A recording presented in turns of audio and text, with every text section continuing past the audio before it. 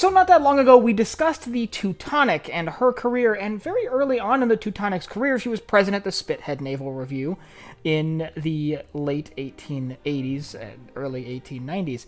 And while she was present there, she was toured by Kaiser Wilhelm, who famously said, "Germany needs to build ships like these." Well,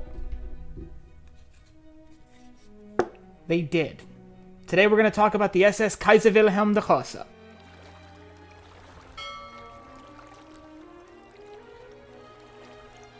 So before we jump into this, I just want to put out there that today we're going to be talking generally about the engineering of the vessel and what really set her apart from her predecessors, and we'll talk more about her career in another video and her passenger accommodations in another video.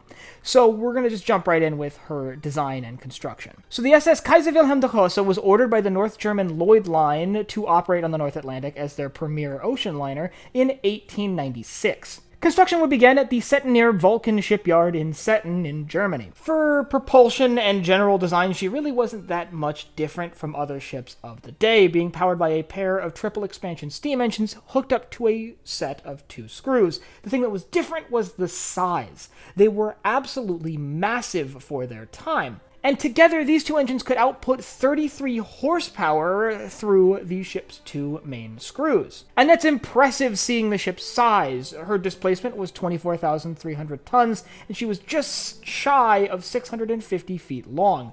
That is 198 meters, by the way. And just to throw a few more stats out there, her draft was just under 28 feet, and her width was 66 feet. The whole thing together is a little over 14,000 gross registered tons, making it easily the largest passenger vessel in the world, the largest man-made moving object in the world at the time. But thanks to the power of those reciprocating engines, she was also the fastest, quickly earning the title of the Blue Ribbon for her speed on the North Atlantic. A little bit of a side note, too, about her size here is she was one of the first ships to really be around the size of the Great Eastern, a large paddle wheel steamer from the middle of the 1800s, making her one of the first ships to really challenge the Great Eastern for size. Another interesting thing worth noting is she is one of the first ocean liners to have 4 funnels, which would become a trend for the next decade. But interestingly, you'll notice they're in 2 groups of 2.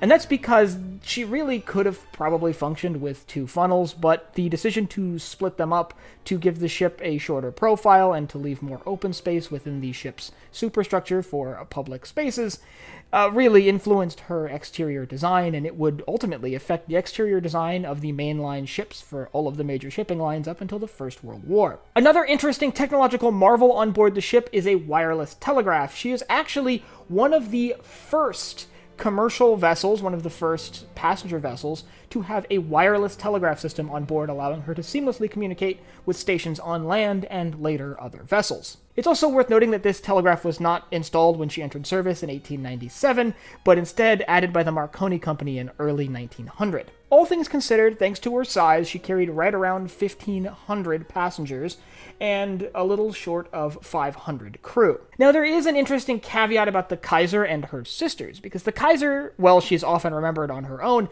actually did have 3 sisters. They were just built many years later. The Kaiser herself was initially constructed as a standalone vessel with the intention of it simply operating on its own, but as the competitors from Britain stepped up their game, the decision was made to simply build 3 more nearly identical ships, which would come later in the early 1900s. They would be considered part of the Kaiser-Class and would generally follow the same structure and design as the Kaiser Wilhelm der Große, but they would all feature their own little modifications, but generally these specifications for engineering go for the entire class. So built from the ground up for speed and size, the Kaiser-Class changed the way travel on the North Atlantic was handled and really stepped up the game for the British competition that now had real sort of competitors on mainland Europe when they found themselves finally competing with the now capable Germany. If you'd like to learn more about the Kaiser-Class of liners, I'll leave a link up here to a playlist I'm building all about this class. There we'll talk about the life and story of the SS Kaiser Wilhelm der Große, as well as eventually discussing her sisters,